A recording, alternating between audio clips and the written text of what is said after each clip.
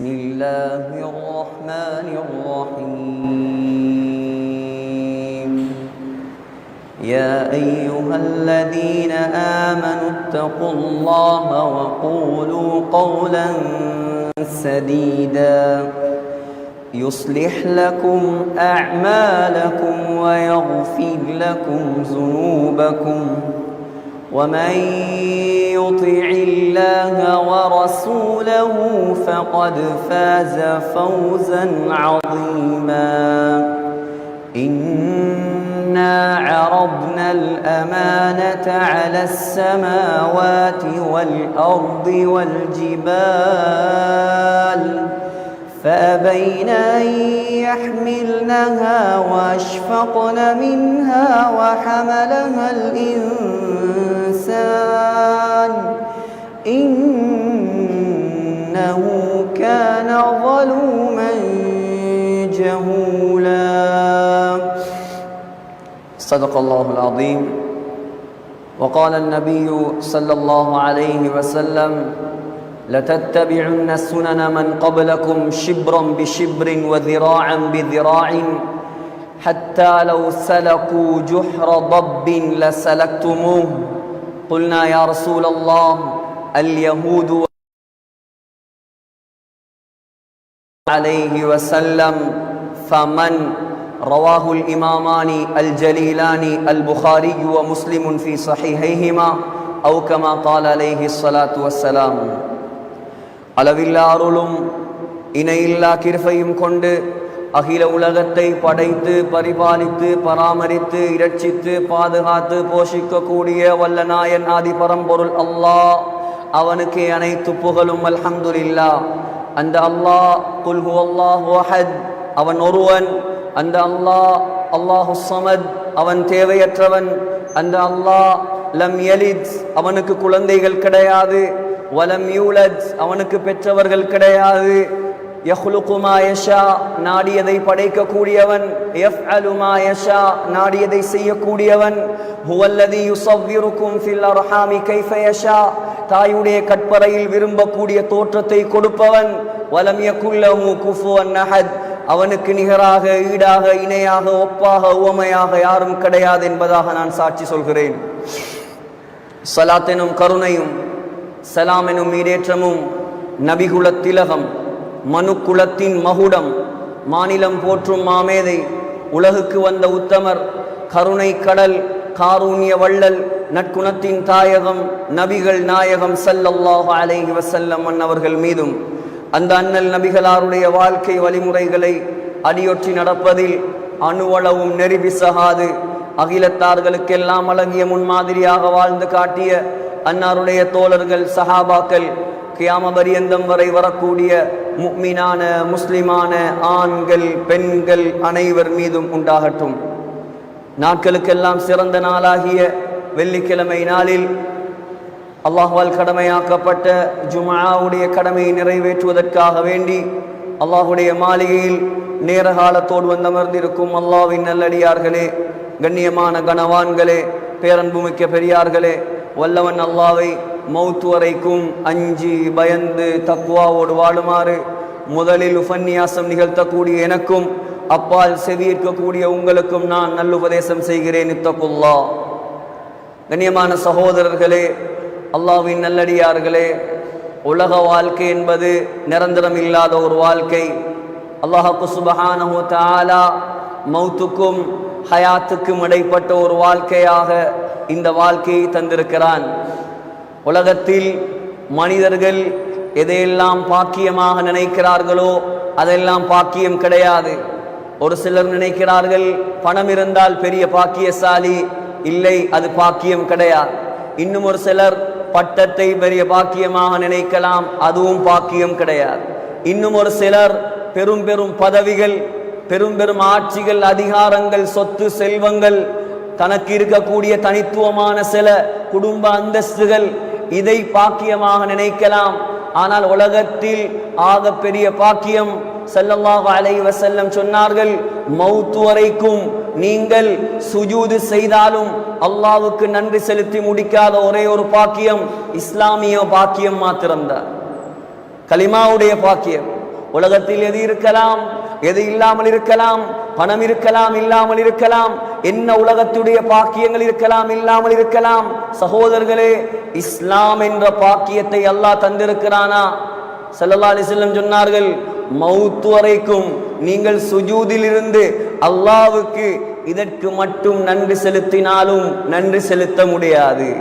சகோதரர்களே, முஸ்லிம்களை பொறுத்த வரைக்கும் உலகத்தில் ஆரம்பத்தில் இருந்து இன்றைய நாள் வரைக்கும் பலவிதமான கட்டங்களை, பலவிதமான நிலைமைகளை, செல்வத்திலும் வறுமையிலும் ஏழ்மையிலும் தாழ்மையிலும் இறையச்சத்திலும் இறையச்சம் இல்லாத கட்டத்திலும் இவ்வாறு பல கட்டங்களை கடந்து வந்தவர்கள் தான் முஸ்லிம்கள்.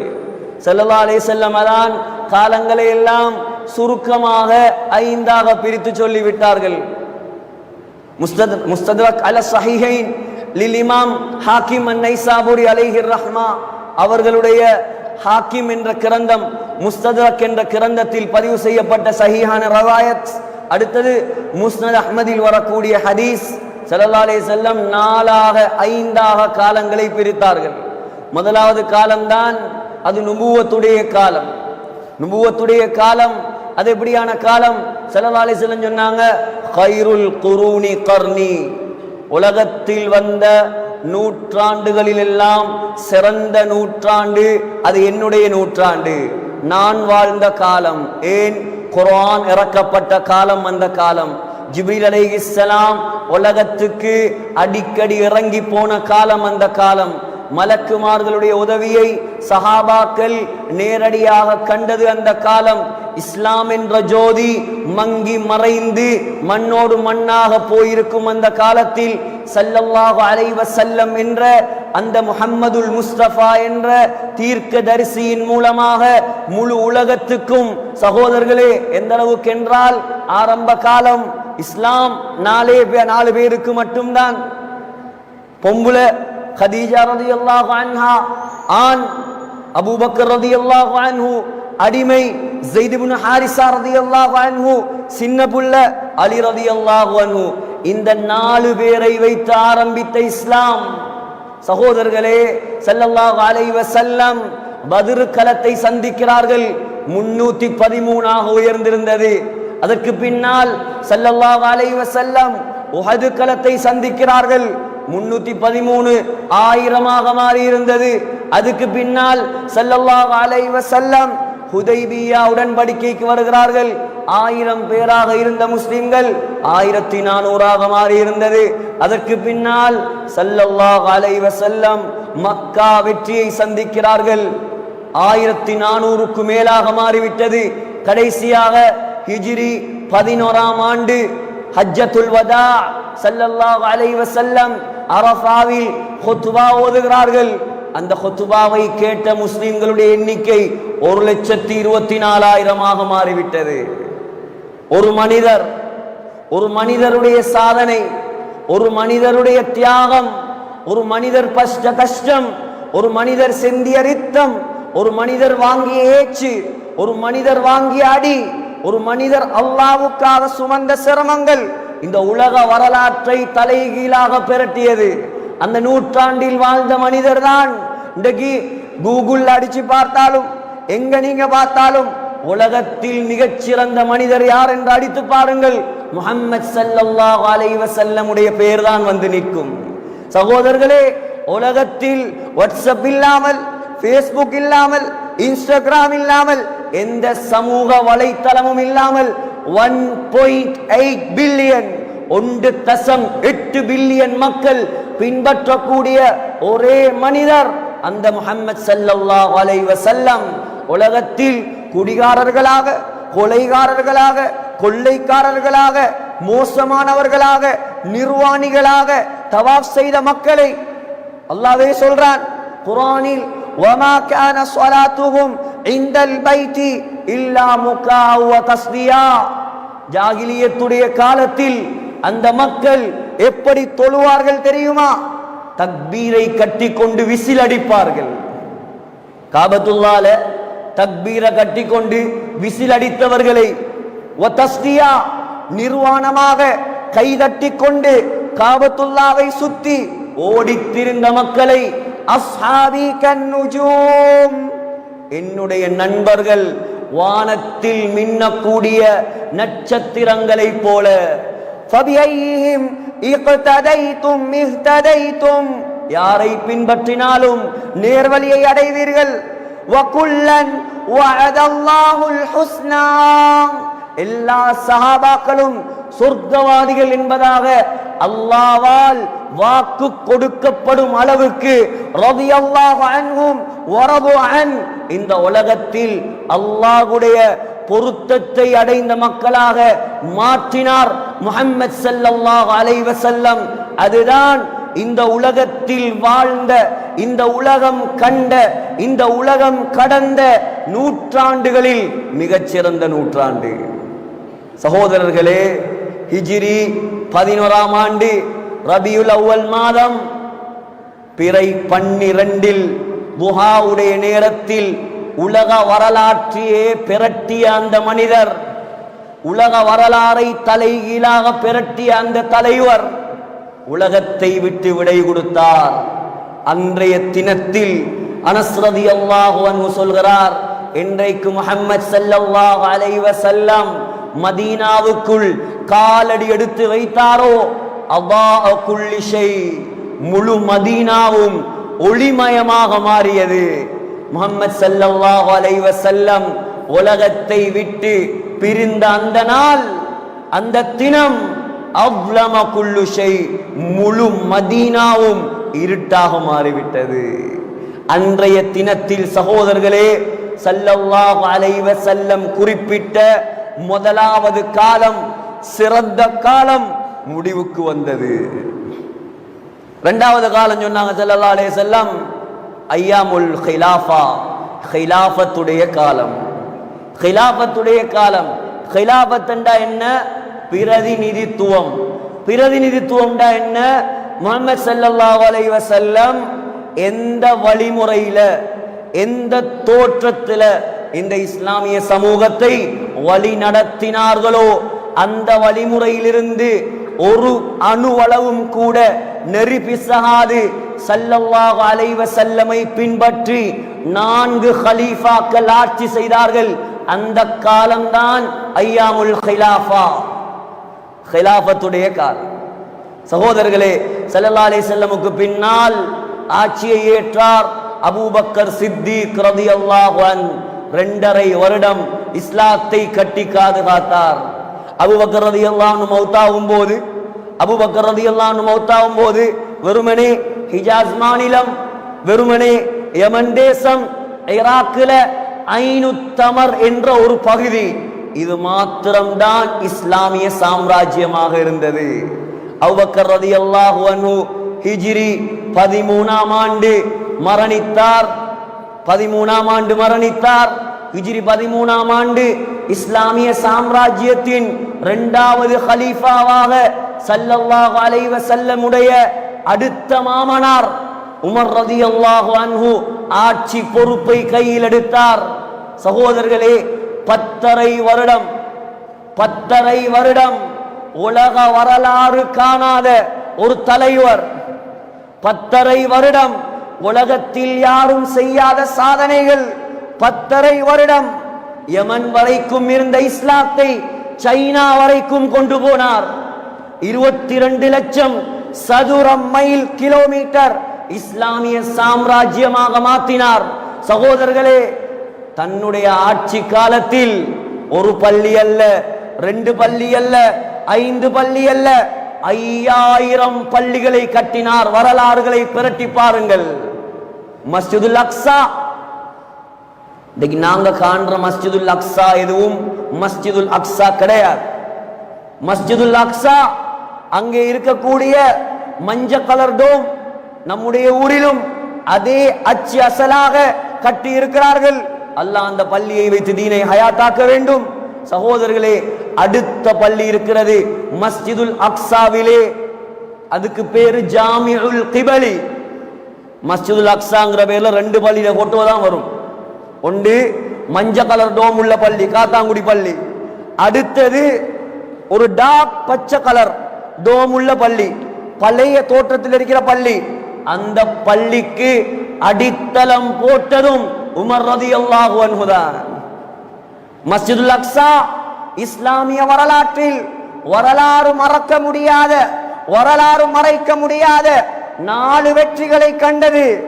முதலாவது வெற்றி சகோதரர்களே, யூஷா பின் நூன் அலைஹிஸ்ஸலாமுடைய வெற்றி. மூசா அலைஹிஸ்ஸலாத்துடைய மாணவர். அல்லாஹ் தஆலா சூரியனை நிப்பாட்டினான் அவர் வெற்றி அடைவதற்காக. யூஷா பின் நூனுக்கு முன்னால் மூசா அலைஹிஸ்ஸலாம் வாழ்ந்தார்கள். மூசா அலைஹிஸ்ஸலாத்தையும் மூசா நபியுடைய கூட்டத்தையும் அல்லாஹ் சொன்னான், பலஸ்தீனுக்குள் நுழையுங்கள், உதுகுலுல் அர்தல் முகத்தஸா. பலஸ்தீனுக்கு போய் பார்த்தாங்க, மலைகளை போல பெரும் பெரும் அரக்கர் கூட்டம் அங்கே வாழ்ந்து கொண்டிருந்தது. இஸ்ராயேலி, பனு இஸ்ராயில், அதிலிருந்து வந்ததுதான் இந்த இஸ்ரேல் எல்லாம். அப்பவே முஸ்லிமாக இருக்கக்குள்ளே அல்லாஹ்வுக்கும் அவனுடைய தூதருக்கும் மாற்றம் செய்தவர்கள் அவர்கள். சகோதரர்களே, வந்து பார்த்துட்டு வந்து சொன்னா, மூசா அங்க போய் பார்த்தா அரக்கர் கூட்டம் எல்லாம் இருக்குது, நாங்க ரெடி இல்ல அந்த பலஸ்தீனுக்குள்ள போறதுக்கு. இத்ஹப் அன்த வ ரப்புக ஃபகாத்திலா இன்னா ஹாஹுனா காயிதூன். சொன்னான், தேவண்டா நீங்களும் உங்களோட அல்லாஹ்வும் போய் யுத்தம் செய்யுங்க, நாங்க இங்க தான் இருப்போம், வரமாட்டோம். அல்லாஹ் சொன்னான், ஃபஇன்னஹா முஹர்ரமத்துன் அலைஹிம் 40 சனா. 40 வருடங்கள் பலஸ்தீனுக்குள் போவதை அந்த மக்களுக்கு அல்லாஹ் ஹராமாக்கினான். அல்லாஹ் கொடுத்த தண்டனை என்ன தெரியுமா? காலையில எந்த இடத்தில் ஆரம்பிப்பார்களோ நடக்கிறதுக்கு, இரவில் அதே இடத்தில் நிற்பார்கள். உதாரணமா, காலையில சுபஹ் தொழுதுட்டு ஜாமியுல் லாஃபிரின் பள்ளியிலிருந்து நடக்கிறார், எங்க? ட்ரிங்கோ மலைக்கு நடக்கிறார். இஷா தொழுகைக்கு பின்னால பார்த்தா காத்தாங்குடி ஈச்சமரம் எல்லாம் திரும்ப விளங்குது. இதுதான் தண்டனை. 40 வருடமா அலைந்தார்கள். அதுக்கு பின்னால் மூசா அலைஹிஸ்ஸலாம் கேட்டு பலஸ்தீனுக்கு போய் மௌத்தாகி விட்டார். புகாரியுடைய ஹதீஸ். அதுக்கு பின்னால வந்தவர் தான் யூஷா பின் நூன் அலைஹிஸ்ஸலாம். அவருடைய கூட்டத்தாரை கூட்டிக் கொண்டு பலஸ்தீன் அரக்கர்களோடு யுத்தம் செய்ய போனார். சூரியன் மறையும் நேரம், வெள்ளிக்கிழமை நாள், சனிக்கிழமை பனு இஸ்ரேல்கள் யுத்தம் செய்ய மாட்டார்கள். சூரியன் மறைந்தால் யுத்தம் செய்யவும் முடியாது, இருட்டு. கையை நீட்டினார் சூரியனை நோக்கி, சூரியனை நோக்கி கையை நீட்டினார். நீட்டி சொன்னார், இன்னகி மஅமூரத்துன் வ அன மஅமூரா. நானும் அல்லாஹ்வுக்கு வழிபட்டவன் தான். சூரியனே, நீயும் அல்லாஹ்வுடைய ஓர்டரில் தான் இயங்கிக் கொண்டிருக்கிறாய். சொல்லிவிட்டு சொன்னார், யா அல்லாஹ் இஹ்பிஸ்ஹா அலைய. இந்த சூரியனை மறையாமல் நிப்பாட்டி வைப்பாயாக. மறைந்த சூரியனை அல்லாஹ் அப்படியே நிப்பாட்டினார். இதெல்லாம் நம்பாதாக்கள் பெரிய பாவிகள். ஹதீஸ்ல வருது, ஒவ்வொரு நாளும் புகாரில வருது, ஒவ்வொரு நாளும் காலையில சூரியன் அல்லாஹ்வுடைய அரிசிக்கு போய் சுஜூது செய்து அல்லாஹ்விடம் அனுமதி கேட்டு விட்டுத்தான் உதயமாகிறது. இது புகாரியுடைய ஹதீஸ். மார்க்கம் எங்கட புத்திக்கு படலாம், படாமல் இருக்கலாம். இஸ்லாம் எல்லாம் எங்கட புத்திக்கு படாது.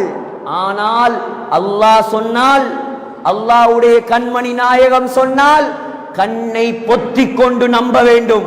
அதுதான் முஸ்லிம். சகோதரர்களே, சூரியன் நின்றுட்டு யுத்தத்தில் வெற்றி.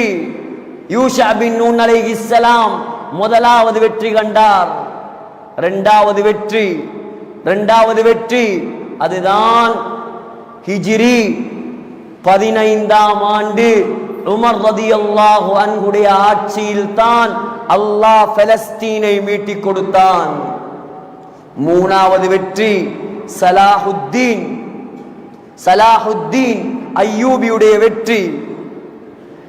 மன்னிக்கவும், முதலாவது வெற்றி யூஷா பின் நூன் அலைஹிஸ்ஸலாம் இரண்டாவது வெற்றி தாவூத் அலைஹிஸ்ஸலாம், மூணாவது வெற்றி உமர் ரலியல்லாஹு அன்ஹு, நாலாவது வெற்றி தான் சலாஹுத்தீன் அய்யூபியுடைய வெற்றி, ஐந்தாவது ஒரு வெற்றி இருக்கிறது. அதுக்கு ஈசா அலைஹிஸ்ஸலாம் இறங்கணும். அதுக்கு ஈசா அலைஹிஸ்ஸலாம் இறங்கணும். அது வரைக்கும் நாங்க பொறுமையா தான் இருக்கணும். அல்லாஹ் கிட்ட துஆ தான் செய்யலாம், அல்லாஹ் கிட்ட கைதான் ஏந்தலாம். சகோதரர்களே, என்ன சொல்ல வந்தேன், அந்த உமர் ரலியல்லாஹு அன்ஹுடைய கிலாஃபத்தில் தான் அல்லாஹ் உலக வரலாறு காணாத வெற்றிகளை எல்லாம் கொடுத்தான். இந்த காலத்தில் அமெரிக்கா ரஷ்யா சூப்பர் பவராக இருக்கிற மாதிரி, வல்லரசா இருக்கிற மாதிரி, உமர் ரலியல்லாஹு அன்ஹுடைய ஆட்சியில் வல்லரசாக இருந்தது ஈரானும் இத்தாலியும். ஈரானுக்கு சொல்லுவாங்க பாரசீகம், இத்தாலிக்கு சொல்லுவாங்க ரோம். உமர் ரலியல்லாஹு அன்ஹுடைய காலடியில் எல்லாம் கொண்டு வந்து கொட்டப்பட்டது. 10.5 வருடம் ஆட்சி செய்தார். அதற்கு பின்னால் ஹிஜ்ரி 23ஆம் ஆண்டு ஸல்லல்லாஹு அலைஹி வஸல்லமுடைய மருமகன் உஸ்மான் ரலியல்லாஹு அன்ஹு இஸ்லாமிய சாம்ராஜ்யத்தின் கலீஃபாவாக பொறுப்பேற்றார். சகோதரர்களே, எல்லாம் நீண்ட வரலாறு, முஸ்லிம்கள் விளங்க வேண்டிய வரலாறு. ஆனால் நேரம் இடம் கொடுக்காது. 12 வருடம் ஆட்சி செய்தார். 11 வருடம் 11 மாதம் ஆட்சி செய்தார். இஸ்லாமிய வரலாறில் முதலாவது குழப்பம் உண்டாகியது உஸ்மான் ரலியல்லாஹுடைய ஆட்சியில தான். அதுக்கு பின்னால் ஸல்லல்லாஹு அலைஹி வஸல்லமுடைய மருமகன் அலி ரலியல்லாஹு அன்ஹு ஆட்சியாளராக வந்தார். மதீனாவில் இருந்த தலைநகரம் ஈராக்கில் கூஃபாவுக்கு இடம் மாறியது. அலி ரலியல்லாஹு அன்ஹும் கொலை செய்யப்பட்டார்கள். தஹஜ்ஜத்துடைய நேரம் அப்துர் ரஹ்மான் இப்னு முல்ஜிம் என்பவனால். சகோதரர்களே, ஸல்லல்லாஹு அலைஹி வஸல்லம் சொன்னாங்க, எனக்கு பின்னால அல் கிலாஃபத்து பஅதி 30 ஆமா, 30 வருடங்கள் இஸ்லாமிய வரலாறு, இஸ்லாமிய சாம்ராஜ்யத்தில் கிலாஃபத் நடக்கும் என்று சொன்னாங்க. நாயகம் சொன்ன மாதிரியே 30 வருடம் முடிய அலி ரலியல்லாஹு அன்ஹு கொலை செய்யப்பட்டார். நாயகம் சொன்ன 2வது காலம் முடிந்தது. 3வது காலம், சகோதரர்களே, 3வது காலம் சொன்னாங்க ஐயாமுல் முலூக், அரசாட்சி காலம். அலி ரலியல்லாஹு அன்ஹு கொலை செய்யப்பட்டதுக்கு பின்னால அலி ரலியல்லாஹு அன்ஹுடைய மகன் ஹசன் ரலியல்லாஹு அன்ஹு 6 மாதம் ஆட்சி செய்தார். ஆனால் முஸ்லிம்களுக்கு மத்தியில பெரிய குழப்பம் நடக்க கூடாது என்பதற்காக தண்ட ஆட்சியை விட்டு கொடுத்தார். அதற்கு பின்னால் தான் ஸல்லல்லாஹு அலைஹி வஸல்லம் சொன்ன அரசாட்சி காலம் உண்டாகியது. ஹஸரத் முஆவியா ரலியல்லாஹு அன்ஹு அவ்வலு மலிக்கின் ஃபில் இஸ்லாம், இஸ்லாமிய சாம்ராஜ்யத்தின் முதலாவது மன்னராக பொறுப்பேற்றார். முப்பெரும் பரம்பரை இஸ்லாமிய சாம்ராஜ்யத்தை ஆட்சி செய்தது. சகோதரர்களே, முதலாவது உமையாக்கள், அது உஸ்மான் ரலியல்லாஹுடைய பரம்பரை. 2வது அப்பாசியர்கள், அது அப்பாஸ் ரலியல்லாஹுடைய பரம்பரை. 3வது உஸ்மானியர்கள். உஸ்மானியர்களுடைய ஆட்சி தான் ரொம்ப நீண்ட ஆட்சி, நெடிய ஆட்சி. எதுவரைக்கும் என்றால் 1924ஆம் ஆண்டு வரைக்கும் இந்த உலகத்தில் இஸ்லாமிய சாம்ராஜ்யம் நிலையாக இருந்தது. சவுதி, கட்டார், பஹ்ரைன், இந்த நாடெல்லாம் இஸ்லாமிய வலைப்படத்திலே இல்லை. சகோதரர்களே, இன்றைக்கும் மதீனாவில் போய் பாருங்க, ஹரத்துக்கு பக்கத்தில், மதீனா ஹரத்துக்கு பக்கத்திலேயே துருக்கி மஸ்ஜித் என்பதாக ஒரு மஸ்ஜித் இருக்குது. அந்த மஸ்ஜிதுக்கு பக்கத்தில் பழைய ரயில்வே ஸ்டேஷன் இருக்கு. ரயில்வே ஸ்டேஷன், அந்த ரயில்வே ஸ்டேஷன் என்ன ரயில்வே ஸ்டேஷன் தெரியுமா? உஸ்மானிய பேரரசு காலத்தில் துருக்கியிலிருந்து நேரடியாக மதீனாவுக்கு போடப்பட்ட ட்ரெயினும் இருக்குது, ரயில்வே ஸ்டேஷனும் இருக்குது. ஆனா சேவை நடப்பது கிடையாது. நான் சொன்னேனே 1924 வரைக்கும் இந்த உலகத்தில் இஸ்லாமிய சாம்ராஜ்யத்தின் சென்ட்ரல் கவர்மெண்டாக இருந்தது துருக்கி தான். இன்றைக்கும் காபத்துல்லாவுக்கு பொறுப்பு துருக்கி தான். இன்றைக்கும் காபாவுடைய பரிபாலன பொறுப்பு துருக்கி தான். என்றைக்கு கண்ட்ராக்ட் முடியுமோ அன்றைக்கு துருக்கியுடைய கையில் ஒப்படைக்க வேண்டும். அதுக்காகத்தான் இன்னும் இன்னும் மெல்ல மெல்ல உடைச்சு உடைச்சு கட்டி கட்டி படம் காட்டி கொண்டிருக்கிறார். சகோதரர்களே, இஸ்லாமிய சாம்ராஜ்யம் 1924 19 சொச்சத்தில் உஸ்மானிய பேரரசின் மன்னராக இருந்தவர் தான் ஹலீஃபா அப்துல் ஹமீத் அஸ்ஸானி ரஹிமஹுல்லாஹ். இன்றைக்கும் போய் பார்த்தீங்கன்னா மஸ்ஜிது நபவியில ரவுதாவுல ஸல்லல்லாஹு அலைஹி வஸல்லம் உடைய கபரை சுத்தி கட்டப்பட்டிருக்கும் அந்த தங்க கலர் கேட், அதுக்கு முன்னால உஸ்மான் ரலியல்லாஹு அன்ஹுடைய மெஹராப், அதுக்கு மேல இருக்கக்கூடிய எல்லா டிசைனும் துருக்கி ஆட்சியில் அடிச்சது. இன்றைக்கு நேற்று அடிச்சதல்ல, அது கிட்டத்தட்ட 100 வருடங்களுக்கு முன்னால் செய்யப்பட்ட வேலைப்பாடுகள். 100-150 வருடங்களுக்கு முன்னால். சகோதரர்களே, உஸ்மான் ரலியல்லாஹு அன்ஹுடைய ஆட்சி அது எப்படி பிரச்சனையாக முடிந்ததோ அதே போல 1919 இஸ்லாமிய சாம்ராஜ்யத்தை அப்துல் ஹமீத் ஆட்சி செய்து கொண்டிருக்கிறார். யூதன் வந்தார். யூதர்களுடைய ஒரு கூட்டம் வந்தான். வந்து கேட்டாங்க, எங்களுக்கு பலஸ்தீன்ல வாழ்றதுக்கு அனுமதி தாங்கன்னு கேட்டாங்க. எங்களுக்கு பலஸ்தீன்ல வாழ்றதுக்கு அனுமதி தாங்க. யூதனை பத்தி தான் அப்துல் ஹமீதுக்கு நல்லா தெரியும். சொன்னார், என்ற உடம்புல ஒரு ரோமத்தில் உயிர் இருக்கும் வரைக்கும் உங்களுக்கு பலஸ்தீன்ல வாழ்றதுக்கு நான் அனுமதி தர மாட்டேன். யூதன் சதிகாரன் தானே, யூதன் சதிகாரன். அல்லாஹ் சொல்றான், ஆக பெரிய சதிகாரன் யூதன். முஸ்லிம்களை போல வேடம் போட்டான், அரபு நாடுகளுக்குள்ள வந்தான். அப்பதான் அரபு நாடுகள்ல பெட்ரோல் எல்லாம் கண்டுபிடிக்கப்பட்ட காலம். காஞ்சி கருவாடா பாலைவனமா, எந்த ஏசியும் இல்லாம எந்த செழிப்பும் இல்லாம இருந்த அந்த காலத்துல இப்பதான் பெட்ரோல் கண்டுபிடிக்கப்படுது. வந்து சொன்னான், முஸ்லிம்களை போல அரபியர்களிடத்துல நாங்கெல்லாம் அரபியர்கள், நாங்கெல்லாம் அந்தஸ்துல உயர்ந்தவர்கள், நாங்க என்னத்துக்கு இந்த துருக்கிக்கு கீழே இருக்கணும்? எங்களுக்கு தனி நாடு வேணும், எங்களுக்கு தனி ஆட்சி வேணும், தனி அதிகாரம் வேணும், தனி ஒரு சாம்ராஜ்யம் வேணும். அரபியர்கள் யூதனுடைய வலையில் விழுந்தார்கள். குழப்பம் உண்டானது, கிளர்ச்சி உண்டானது. 1920 பின்னால் அப்துல் ஹமீத் சிறை பிடிக்கப்பட்டு சுட்டுக் கொலை செய்யப்பட்டார். சகோதரர்களே, 1924 இந்த இஸ்லாமிய சாம்ராஜ்யத்தை சின்ன பின்னமாக்கி கூறு போட்டார்கள். யூதன் வெற்றி கண்டான். அதுக்கு பின்னால்தான் உலகத்திலேயே மிகப்பெரிய நாடாக இருந்த Russia, Tajikistan, Uzbekistan, Kazakhstan, Turkmenistan, இப்படி பல நாடுகளாக உடைந்தது. இமாம் புகாரி, இமாம் திர்மிதி போன்ற மிகப்பெரிய இமாம்கள் வாழ்ந்த சமர்கந்த் என்ற ஊரில் ஆயிரக்கணக்கான உலமாக்கள் கொலை செய்யப்பட்டார்கள். 3வது காலம் முடிவுக்கு வந்தது. சகோதரர்களே, 4வது காலம்தான். 4வது காலம் ஸல்லல்லாஹு அலைஹி வஸல்லம் சொன்ன காலம் ஐயாமுல் ஃபிதன், குழப்ப காலம். குழப்ப காலம் என்றாங்க. சகோதரர்களே, அதுதான் நாங்க வாழக்கூடிய இந்த காலம். எந்த சந்தேகமும் இல்லை, எந்த சந்தேகமும் இல்லை. சொன்னாங்க, அல் காபிது அலா தீனி கல் காபிது அலா ஜம்ரத்தின் மினன் நார்.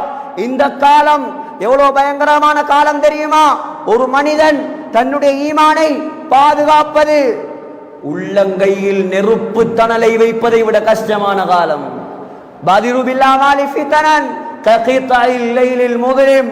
இரவுடைய இருட்டுகள் எப்படி படிப்படியாக கூடிக்கொண்டே செல்லுமோ அதே போல ஃபித்னாக்கள் கூடும் என்று சொன்னாங்க ஸல்லல்லாஹு அலைஹி வஸல்லம்.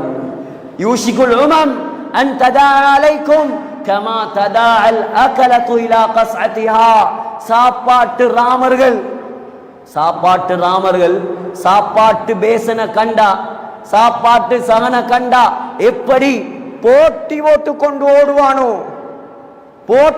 கொண்டு ஓடுவானோ அதே போல இஸ்லாத்தின் எதிரிகள் இஸ்லாம் ஓடுவார்கள் என்று சொன்னார்கள் ஸல்லல்லாஹு அலைஹி வஸல்லம். சகோதரர்களே, நேரம் போகிறது, அதுதான் இந்த காலம், சந்தேகமில்லை. ஸல்லல்லாஹு அலைஹி வஸல்லம் சொன்னார்கள், 5வதாக ஒரு காலம் வரும், திருப்பி ஹிலாஃபத் உண்டாகும் என்று சொன்னார். என்றைக்கு மஹ்தி அலைஹிஸ்ஸலாம் வருவாரோ, என்றைக்கு ஈசா அலைஹிஸ்ஸலாம் வருவார்களோ, அன்றைக்கு தான் மீண்டும் முஸ்லிம்களுக்கு விடிவு காலம் உண்டாகும் என்பதை மறந்து விடாதீர்கள். எவ்வளோ ஆர்ப்பாட்டம் நடத்தினாலும், எவ்வளோ பிரச்சனைகளை உண்டு பண்ணினாலும், முஸ்லிம்களுக்கு உண்மையான வெற்றி கிடைக்க வேண்டுமா, மஹ்தி அலைஹிஸ்ஸலாம் வெளியாக வேண்டும். கண்ணியமான சகோதரர்களே, நாம எதை நோக்கி போறோம்? எங்கட வாழ்க்கையுடைய இலட்சியம் என்ன? அல்லாஹ் தஆலா எதற்காக இந்த உலகத்தில் அனுப்பி இருக்கிறான்?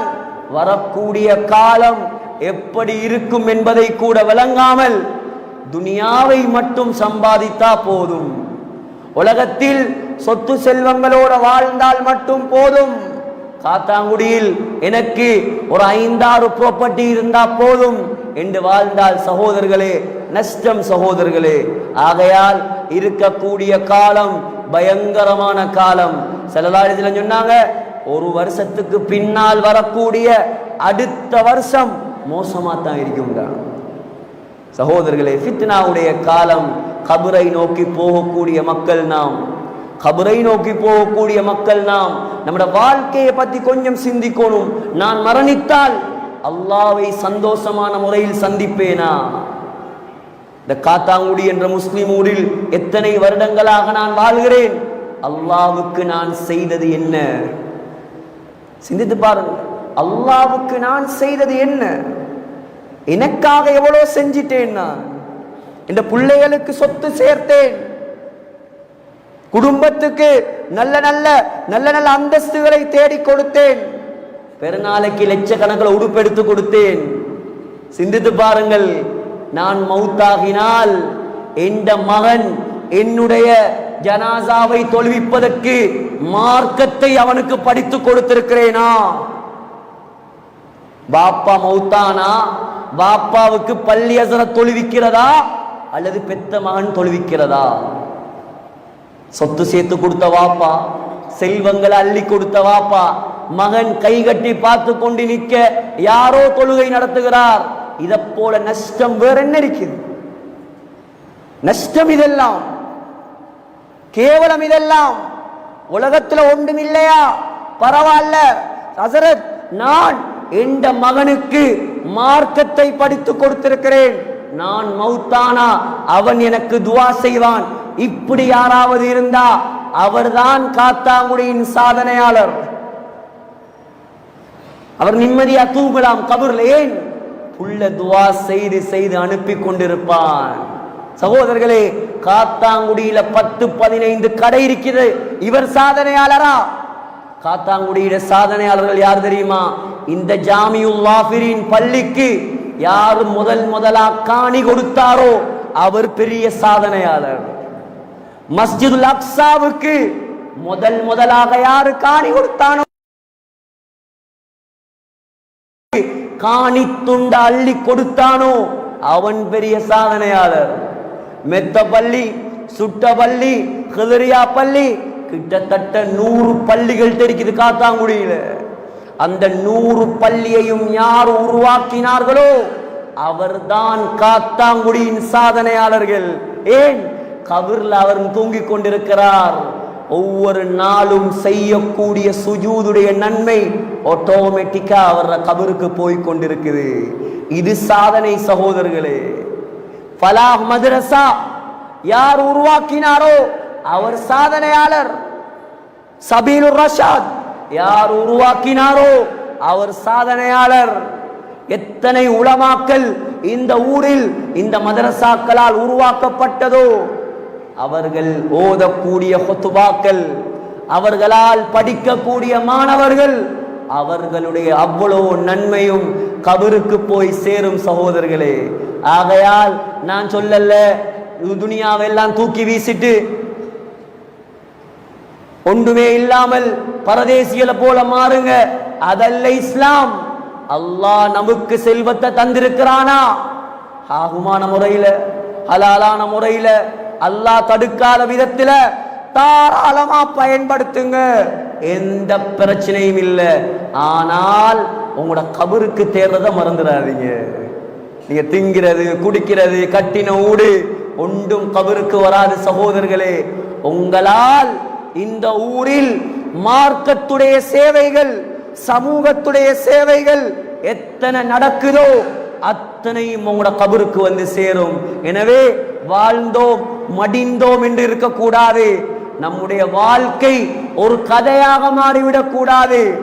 நம்முடைய பிறப்பு ஒரு கதையாக இருக்கலாம், ஆனால் இறப்பு ஒரு சரித்திரமாக இருக்க வேண்டும். அதான் முஸ்லீம்கள். பிறப்பு கதை தான். அவர் பிறந்தார், முஹம்மது ஸல்லல்லாஹு அலைஹி வஸல்லம் பிறந்ததும் ஒரு செய்தி தான். அந்நேரம் நபி இல்லை, ஸல்லல்லாஹு அலைஹி வஸல்லம் மரணித்தார். உலகம் அழிந்தாலும் கியாமத்துடைய நாளையிலேயும் கதாநாயகர் முஹம்மது ஸல்லல்லாஹு அலைஹி வஸல்லம் தான். யாராலும் செய்ய முடியாத சரித்திரம். ஆகையால் சகோதரர்களே, வாழுவோம். வாழக்கூடிய காலத்தில் அல்லாஹ்வுக்காக, மார்க்கத்துக்காக, இஸ்லாத்துக்காக ஊருடைய ஒத்துமையை குலைக்காம என்ன என்ன நல்ல காரியங்களை நம்மால் செய்ய முடியுமோ செய்வோம் சகோதரர்களே. ஊரில் அதுக்கு பின்னால பாருங்க, பள்ளியோட தொடர்பு இல்லாதாக்களை கொண்டு வந்து பள்ளியில நிப்பாட்டுங்க. ஹராத்துல இருக்கிறவங்கள சகோதரர்களே ஹராத்தை விட்டும் தூரமாக்குங்க. காத்தாங்குடி இலங்கைக்கு மட்டும் தெரிந்த ஊரல்ல, முழு உலகத்துக்கும் தெரியும் காத்தாங்குடி. இமாம் சுதைசிக்கும் தெரியும் காத்தாங்குடிய. லேசா நினைக்காதீங்க. ஏன் வெளி தோற்றத்தில் அவ்வளோ செழிப்பாக ஆக்கி வைத்திருக்கிறோம். அல்லாவை நாம் சந்தோஷப்படுத்தினால் அதை விட சிறப்பு வேற ஒன்றும் கிடையாது சகோதரர்களே. ஆகையால் நீயத்து வைப்போம், முடிவெடுப்போம். நாம என்ன காரியத்தில் இருந்தாலும் அல்லாவை ஒரு நாளும் நாங்கள் கோவப்படுத்த மாட்டோம். அல்லாவை நாங்கள் எங்கட பணத்தால, எங்கட ஆற்றலால, எங்கட குழந்தைகளால சந்தோஷப்படுத்துவோம். இதற்கு பின்னால் நீயத்து வையுங்கள். தலை சிறந்த உலமாக்கள் இருக்கிறார்கள், அவர்களோடு தொடர்பு வைத்துக் கொள்ளுங்கள். நல்ல விடயங்களை வழிகாட்டி தருவார்கள். எனவே எல்லாம் வல்ல அல்லாஹ் இந்த ஊர் மக்களை பொருந்திக் கொள்வானாக. யா அல்லாஹ் எங்கட பாவங்களை மன்னிப்பாயாக, எங்கட குற்றங்களை மன்னிப்பாயாக. 100% உன்னை வழிபடக்கூடிய மக்களை இந்த ஊரில் உருவாக்குவாயாக. இங்கே இருக்கக்கூடிய ஆண்கள், பெண்கள், சிறுவர்கள், சிறுமிகள், நிர்வாகிகள், இந்த நல்ல நல்ல விஷயங்களுக்காக பாடுபடக்கூடிய மக்கள், அவர்களுடைய வாழ்க்கையில, தொழில்கள்ல, ஆரோக்கியத்தில் எல்லாத்திலையும் பறக்கச் செஞ்சிடுயா அல்லாஹ். கண்ணூர்கள், சூனியம், செய்வினை, அந்நியர்களுடைய பொறாமை பார்வைகள் அனைத்தை விட்டும் எம்முடைய முஸ்லிம் ஊர்களை நீ பாதுகாப்பாயாக யா அல்லாஹ். கியாமத்துடைய நாள் வரைக்கும் தீனுடைய கேந்திர ஸ்தலமாக இந்த ஊரை நீ மாற்றுவாயாக. எங்களோட துஆக்களை கபூல் செய்வாயாக.